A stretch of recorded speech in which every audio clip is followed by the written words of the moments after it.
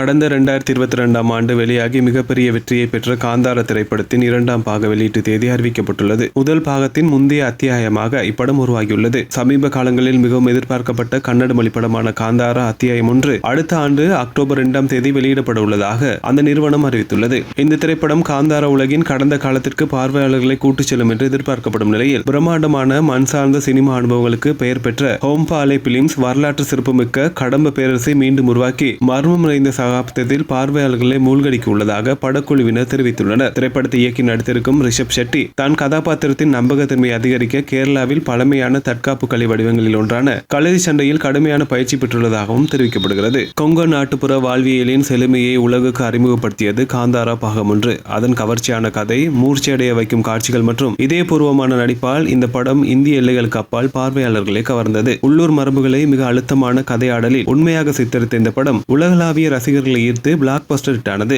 அதன் முந்தைய கால கதைக்களத்தில் உருவாக்கப்பட்டுள்ள 2ஆம் பாகமான காந்தாரா அத்தியாயம் 1 படத்தின் ரிலீஸ் தேதியை தயாரிப்பாளர்கள் அறிவித்துள்ள நிலையில் எதிர்பார்ப்பு பன்மடங்கு அதிகரித்துள்ளது.